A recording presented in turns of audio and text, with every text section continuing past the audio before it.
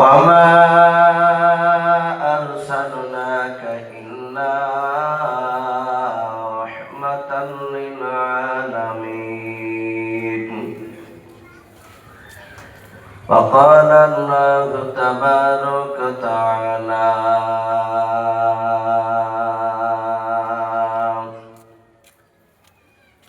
يا أيها الذين آمنوا استعينوا بالصبر والصلاة إن الله مع الصابرين. وقال الله تبارك وتعالى: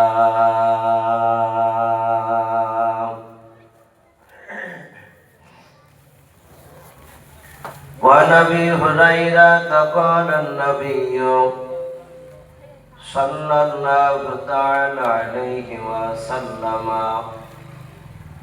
أترك سنة لحبيبي لهؤلاء الحمقاء أو كما قال عليه الصلاة والتسليم. وعن أبي حذيفة قال النبي صلى الله تعالى عليه وسلم: من أحب سنتي فقد أحبني ومن أحبني كان معي في الجنة أو كما قال عليه الصلاة والتسليم.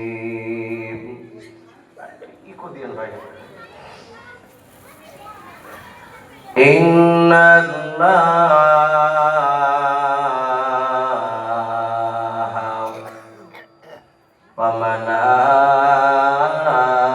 وملائكته يصلون على النبي يا أيها الذين آمنوا صلوا عليه وسلموا تسليما. محبة شهد إبراهيم اللهم صل على محمد وعلى آل محمد كما صليت على إبراهيم وعلى آل إبراهيم إنك حميد مجيد. اللهم بارك على محمد وعلى آل محمد كما باركت على إبراهيم وعلى آل إبراهيم إنك حميد مجيد. صلى الله تعالى عليه وسلم.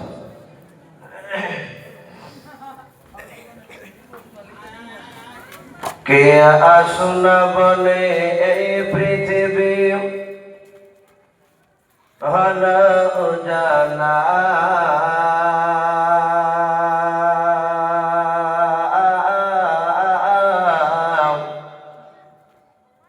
কে গাইল এসে সামের গান শূন্য কাফেলা,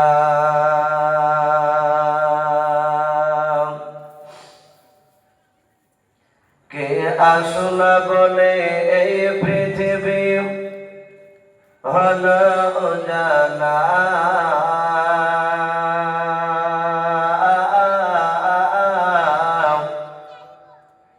কে গাইল এসে সামের গান শূন্য কাফেলা।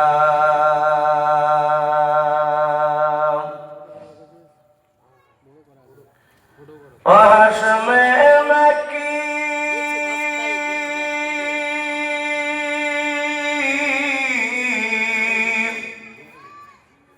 ও হাশমে মক্কি মাদানি শাহে মদিনা,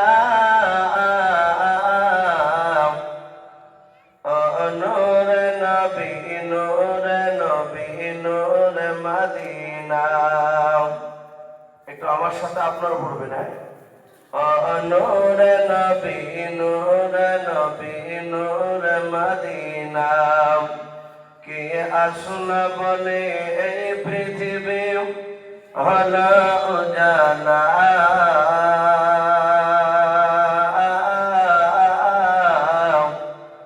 কে গাইল এসে সামের গান শূন্য কাফেলা। আহমদ মোহাম্মদ যিনি আখেরি নবী,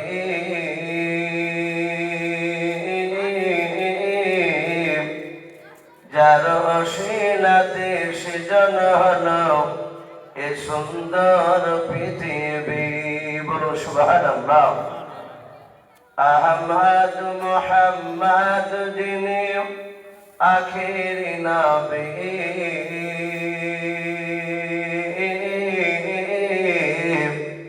যার অশিলাতে সৃজন হলো এ সুন্দর পৃথিবী, যার নূরের জ্যোতি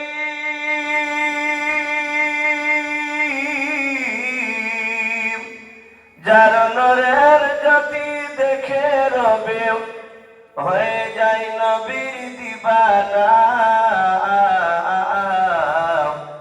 ও নূরে নবী নূরে নবী নূরে মদিনা, ও নূরে নবী নূরে নবী নূরে মদিনা, কি আসনা বলে এই পৃথিবী হলো উজালা,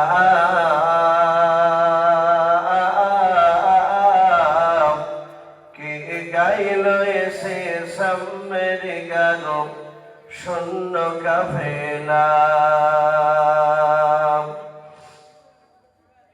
হযরতে উমর করতে কতল নবীর দারে যায়,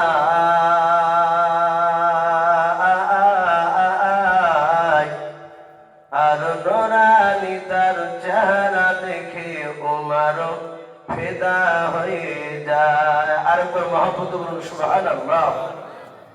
হযরতে উমর করতে কতল নবীর দারে যায়,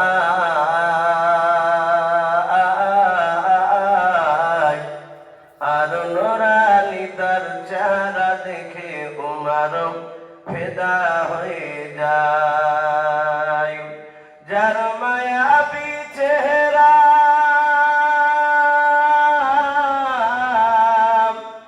যার মায়াবী চেহারা দেখে উমর হয়ে যায় নবীর দিবানা।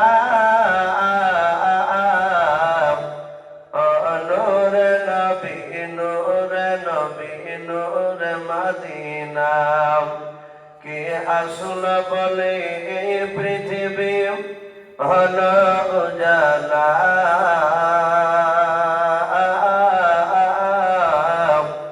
কে গাইল এসে সামের গান শূন্য কাফেলা। ভাই সবাই আমরা আরেকবার মহাব্বতে দুরূদ ইব্রাহিমটা পড়ে নিই। নবীজি বলেছেন কিয়ামতের ময়দানে একটা দল খুব কাছাকাছি থাকবে রাসূলুল্লাহর সাথে।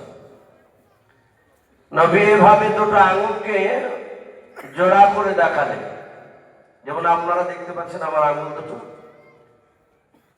সাহাবারা বলেন ইয়া রাসূলুল্লাহ, আপনার আঙুলটা আমরা দিব্যি দেখতে পাচ্ছি। নবীজি বললেন এই আঙুল দুটো কি ফাঁকা হয়ে আছে না একই সঙ্গে গায়ে গা লেগে আছে? বলে গায়ে গা লেগে আছে। নবী একটা কাঠের টুকরা হাতে নিয়ে বললে এতটুকু পরিমাণ কাঠের টুকরা, বলে এই কাঠের টুকরাটা দুই আঙুলের ভিতরে রাখার মতো ফাঁকা জায়গা আছে? সাহাবারা বলে ইয়া রাসূলুল্লাহ, না, আপনি আঙুল ফাঁক করলে ফাঁক হবে, আর আঙুল যদি আপনি ফাঁকা না করেন তাহলে ওই দুই আঙুলের মাঝখানে কাঠের টুকরা রাখার মতো ফাঁকা জায়গা নেই। নবী বলেন কিয়ামতের ময়দানে একটা দল আমার সঙ্গে এইভাবে গায়ে গা লেগে থাকবে। নবী বুঝাতে চেয়েছেন খুব কাছাকাছি থাকবে। তারা কারা? তারা দুনিয়ার বুকে যত বেশি বেশি দুরূদ পড়বে আমার উপর, বলুন সুবহানাল্লাহ। তো ভাই আমরা উচ্চ আওয়াজে ভক্তি ভরে মহাব্বতে আমরা দুরূদ ইব্রাহিমটা পড়ি নি। আল্লাহুম্মা সাল্লি আলা মুহাম্মাদি ওয়া আলা আলি মুহাম্মাদ কামা সাল্লাইতা আলা ইব্রাহিম ওয়া আলা আলি ইব্রাহিম ইন্নাকা হামিদুম মাজিদ। আল্লাহুম্মা বারিক আলা মুহাম্মাদি ওয়া আলা আলি মুহাম্মাদ কামা বারাকতা আলা ইব্রাহিম ওয়া আলা আলি ইব্রাহিম ইন্নাকা হামিদুম মাজিদ। সাল্লাল্লাহু তাআলা আলাইহি ওয়াসাল্লাম। শ্রদ্ধেয় জনাব, আজকের জালসা নির্বাচিত মনোনীত যোগ্যতম সভাপতি মহাশয় ও সম্মানিত আমন্ত্রিত উলামায়ে কেরাম ও আমার সম্মুখের শ্রদ্ধেয় বাজ্যেষ্ঠ বাবা জীবনেরা, আমার সমবয়স্ক ও সমজস্ব যুবক ভাইয়েরা, পর্দার আড়ালের মা বোনেরা ও আমার সম্মুখের কচি কচি স্নেহের বাচ্চারা, সকলকে জানাই আমার বুক ভরা ভালোবাসা সালাম। আসসালামু আলাইকুম ওয়া রাহমাতুল্লাহি ওয়া বারাকাতুহু। বাবজি সালাম দেওয়া হচ্ছে, একটু জোরে বলুন, কি সালাম দেওয়া? ওয়াজিব না সুন্নাত না ফরজ না মুস্তাহাব? একটু জোরে বলুন। সালাম দেওয়া ওয়াজিব। এক বাবজি, এটা জালসা, এই মাহফিলে বাবজি আসার একটা উদ্দেশ্য, জালসা যাওয়ার একটা উদ্দেশ্য যে আমরা অনেক কিছু শুনিনি, অনেক কিছু জানি না ইসলামে, সেগুলো এই জালসার মাধ্যমে শোনা যাবে। এবং আমাদের কার আব্বা, কার মা, কার দাদা, কার দাদি, কার নানা, কার নানি, কার মেয়ে, কার ছেলে, বাবজি কার না কার চলে গেছে, কবরে যায়নি, তাদের সকলের জন্য বাবজি শেষের বেলায় দোয়া হবে।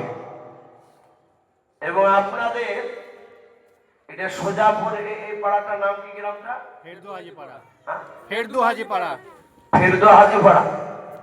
এই গ্রামের যত মাইয়াত কবরবাসী হয়ে গিয়েছে, তাদের সকলের কবরে আযাব যেন মাফ হয়ে যায়, বলুন আল্লাহুম্মা আমিন। এটাই তো উদ্দেশ্য। সালাম যারা আপনারা বলেছেন সালাম দেওয়া ওয়াজিব, এটা ওয়াজিব নয়। সালাম দেওয়া হচ্ছে সুন্নাত। কি বললাম? সালাম দেওয়া সুন্নাত, আর উত্তর দেওয়া হচ্ছে ওয়াজিব।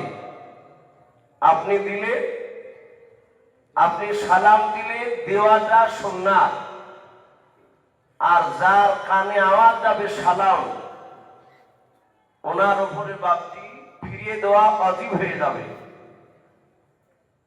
ওয়াজিবের গুরুত্ব বেশি না সুন্নাতের গুরুত্ব বেশি? ভাই একটু বলুন। ওয়াজিবের গুরুত্ব বেশি।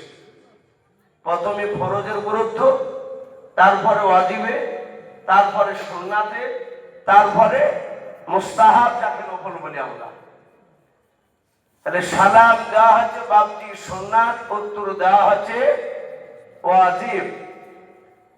আমি সালাম দিয়েছি, আশা করি ছোট বড় সকলের আওয়াজ কানে গিয়ে বাপজি পৌঁছাচ্ছে, আমার আওয়াজটা।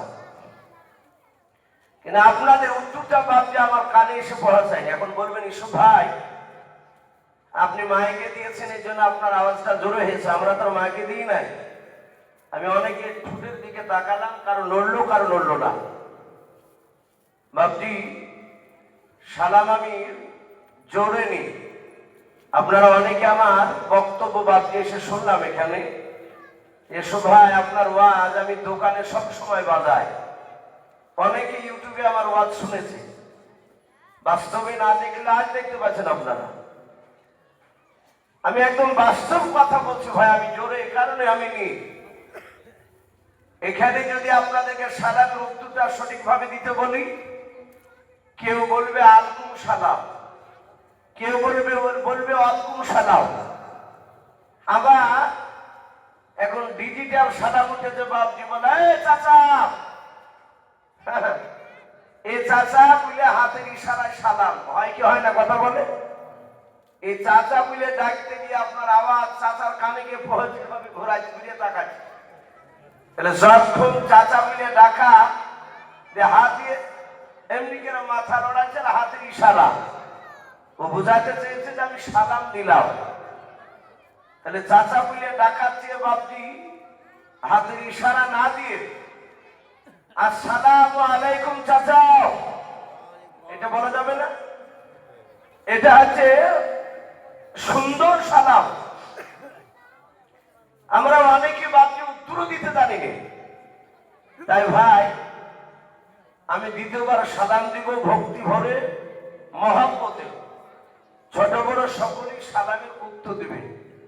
আসসালামু আলাইকুম ওয়া রাহমাতুল্লাহি ওয়া বারাকাতুহু। ওয়া আলাইকুম আসসালাম ওয়া রাহমাতুল্লাহ। মাশাআল্লাহ, আলহামদুলিল্লাহ। সমস্ত প্রশংসা হামদ নাথ সাধনা ভজনা সে মহান রব্বুল আলামিনের জন্য, যে মহান রব্বুল আলামিন আমাদেরকে বড় ভালোবেসে রহম করে বিভিন্ন গুনার মজলিস থেকে বাছাই করে নিয়ে এসে মহান রব্বুল আলামিন তার এই রহমতের মজলিসে নিয়ে এসে বসার আমাদেরকে তৌফিক করেছেন, সুযোগ দিয়েছেন।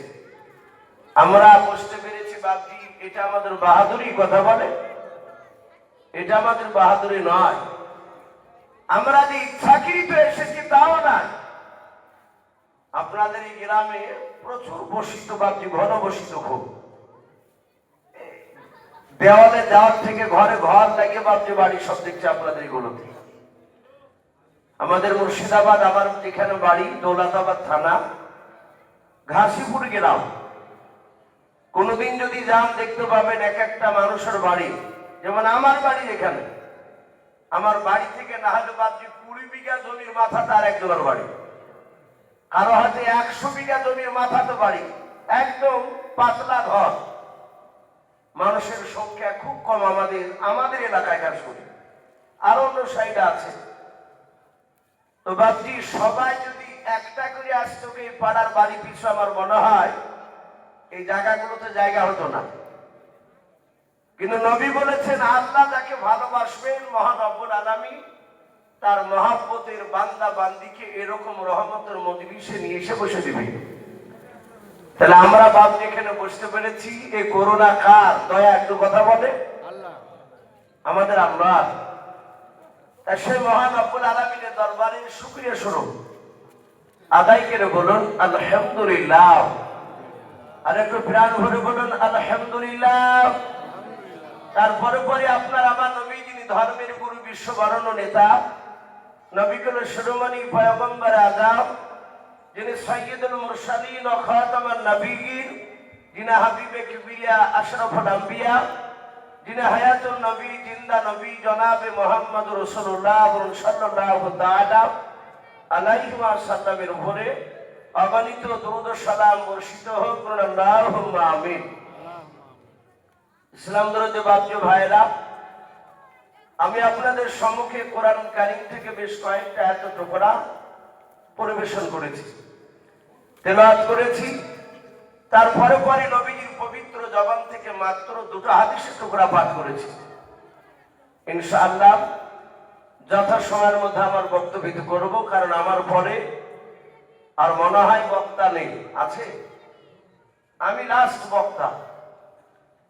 আপনাদের আজকে যিনি জালসার সভাপতি মহাশয়, উনি আমার বাম পাশে বসে আছেন।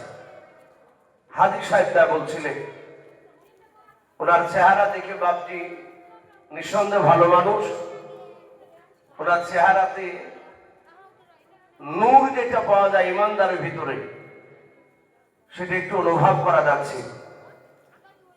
খাস করে বাপজি দোয়া করব তার জন্য, আরো দোয়া করব বাপজি আজকে জালসা যেনারা দিচ্ছেন সব ইয়ং জেনারেশন, সব যুবক ছেলে, তাদের ব্যবহার যতটুকু এসে পেলাম খুবই ভালো। বিশ্ব নবীর সাহাবায়ে কেরাম রাদিয়াল্লাহু তাআলা আনহুম আজমাইনদের সামনে নবীজি, তিনি বয়স্ক লোক আর যুবকদের ব্যাপারে নবী আলোচনা করছিলেন। নবীজি বলেছেন আমার দিনের যারা সহযোগিতা করেছে, যারা বেশি আমার দিনে সাহায্য করেছে তারা সবার বেশিরভাগ ছিল এই যুবক দল। যারা বলুন সুবহানাল্লাহ। এটা নবীজির কথা। যুবকরা আমার দিনকে বেশি সাহায্য করেছে। সম্মানিত ভাই আমার বাবা জীবনেরা, যুবক যেদিকে এগিয়ে থাকবে সেই দিক বাবজি উন্নতি হতে থামবে না, ও এগিয়ে যাবে সেটা। আমি দোয়া করি এই যুবকদের বাবজি যারা এখানে জালসার দায়িত্ব নিয়েছে, বয়স্ক লোক বাবজি ভাই মা বোনেরা সকলেই সহযোগিতা করেছে, কিন্তু ওনারা যে বাবজি নেতৃত্ব দিয়ে যে বাবজি চেষ্টা করে যে প্রোগ্রাম চালাচ্ছে, তাদের সকলের ইমানটা আবু বকর সিদ্দিক রাদিয়াল্লাহু তাআলা আনহুর মতো বানিয়ে দিন। বলুন আল্লাহুম্মা আমিন। সম্মানিত ভাই আমার বাবা জীবনেরা, আমি একটু বলি বিশ্ব নবীর সাহাবায়ে কেরাম রাদিয়াল্লাহু তাআলা আনহুম আজমাইন বলেরা, তারা বিশ্ব নবীকে কতটা ভালোবাসতেন। সামি'না ওয়া আতা'না। সাহাবারা বিশ্ব নবীর কথা শোনার সাথে সাথে তারা আমলে পরিণত করতেন। বলুন সুবহানাল্লাহ। সঙ্গে সঙ্গে বাপজি মেনে নিতেন। সাহাবারা কেমন বিশ্ব নবীর উপর ঈমান এনেছিলেন, আর আজ আমরা কেমন ঈমান এনেছি। আমরা এমনই নবীর সাহাব নবীর বাপজি উম্মাহ দাবি করি, আমাদের পা থেকে মাথা পর্যন্ত বাপজি অনেক মানুষের সুন্নাত খুঁজে পাওয়া যায় না, চেনা যায় না যে এটা মুসলিম না হিন্দু। কিন্তু রাসূলের সাহাবারা নবীর কথাকে এত মানতেন, হাদিসে পাওয়া যায় বিশ্ব নবী মসজিদে নববীতে সাহাবাদের কিনে বক্তব্য দিয়েছিলেন। অনেকগুলো সাহাবারা চাতক পাখি না চেয়ে চেয়ে নবীর কথাগুলো শুনছিল। যেমন আজ আপনারা বিভিন্ন জায়গায় বসে আছে, প্রায় মানুষ দেখছি আপনাদের চেহারাগুলো আপনাদের চোখগুলো আমার দিকে বাবজি চেয়ে আছে। দেখি ইউসুফ ভাই সে মুর্শিদাবাদ দৌলতাবাদ থেকে শিখে আলোচনা করে শুনবো। নবীর সাহাবারা নবীর চেহারার দিকে বাবজি চেয়ে থাকতেন। তারা জানতেন আমরা এমন একজন নবীজি দামিকে পেয়েছি রে বাবা, যে নবীর চেহারার দিকে তাকালে জীবনের গুনাহগুলো মাফ হয়ে যায়। বলুন সুবহানাল্লাহ। আল্লাহর রাসূল এত বাপজি দামি নবী, আপনার আমাদের নবী আল্লাহর নবী জনাবে মুহাম্মদুর রাসূলুল্লাহ সাল্লাল্লাহু তাআলা আলাইহি ওয়াসাল্লাম বলেন, কিয়ামতের ময়দানে বাবা যেদিন নবীরা পর্যন্ত দাঁড়িয়ে থাকবে, কিয়ামতের ময়দানে কোটি কোটি মানুষের সমাগম হবে। সেই দিন জান্নাতীরা জান্নাতে বাপজি তখন প্রবেশ করতে পারবে না। জান্নাতীরা জান্নাতের সার্টিফিকেট পেয়ে যাবে, জাহান্নামীরা জাহান্নামের দিকে চলে যাবে। আপন আপন নবী পয়গম্বর আলাইহিমুস সালাম তারা আপন আপন নবীর উম্মতদেরকে জান্নাতে তারা সবাই মিলে দাঁড়িয়ে থাকবে। যেমন আদম শফিউল্লাহ আলাইহিস সালাম, উনি জান্নাতে, ওনার কিছু উম্মত হবে, তারা বাপজি জান্নাতে। আদম নবী আগে থাকবেন, আদম নবীর পেছনে বাপজি তার জান্নাতি উম্মতেরা থাকবে। আর একদিকে দেখবে হযরত নূহ নবী পয়গম্বর আলাইহিস সালাম বাপজি, উনিও জান্নাতে, ওনার উম্মত কিছু জান্নাতি। সবাই তারা জান্নাতি সার্টিফিকেট নিয়ে বাপজি দাঁড়িয়ে থাকবে জান্নাতে যাওয়ার জন্য। 1,24,000 নবী রাসূল তারা সবাই বাপজি আপন আপন কিছু যারা উম্মত হবে জান্নাতে, আপন আপন জান্নাতি উম্মতদেরকে নিয়ে বাপজি দাঁড়িয়ে থাকবে। আর প্রতিটা উম্মত তাদের আপন আপন নবীকে বলবে, ওগো নবী আর কতক্ষণ দাঁড়িয়ে থাকবেন, তাড়াতাড়ি চলুন, আমরা জান্নাতের সার্টিফিকেট পেয়েছি, চলুন আমরা জান্নাতে চলে যাই, আর দাঁড়িয়ে থাকতে পারবো না। প্রতিটা নবী তাদের উম্মতের দিকে এইভাবে লক্ষ্য করে পেছন দিকে ঘুরে থাকতে বলবে, ওগো আমার উম্মত উম্মতেরা, আমি তোমাদের অমুক নবী শুনে নাও, আমি এখন তোমাদেরকে নিয়ে জান্নাতে প্রবেশ করতে পারবো না। সবাই বলবে কেন? বলে জান্নাতে তালা মারা আছে, জান্নাতের গেট খোলা নাই, দরজা খোলা নাই। জান্নাতি উম্মতেরা বলবে, নবী আপনি পয়গম্বর আদম শফিউল্লাহ। আর একজন উম্মত বলবে, আপনি নূহ নবী পয়গম্বর আলাইহিস সালাম। আর একজন মুসা নবীর উম্মত বলবে, ওগো মুসা নবী পয়গম্বর, আপনি যে তুর পাহাড়ে গিয়ে আল্লাহর সাথে আপনি ডাইরেক্ট কথা বলতেন, আপনি চলুন জান্নাতের দরজাটা খুলে আমাদেরকে প্রবেশ করে দেন, ঢুকিয়ে দেন জান্নাতে। সব নবীরা বলবে না। আদম নবী থেকে ঈসা আলাইহিস সালাম পর্যন্ত কোন নবী রাসূল আগে জান্নাতে যেতে পারবে না।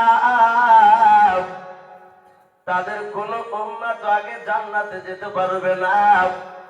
সবাই মিলে তারা ডান দিকে এইভাবে আঙুল দিয়ে দেখে বলবে, ও উম্মত জান্নাতে দাও, ও আমাদের জান্নাতে উম্মত উম্মতেরা শুনে নাও।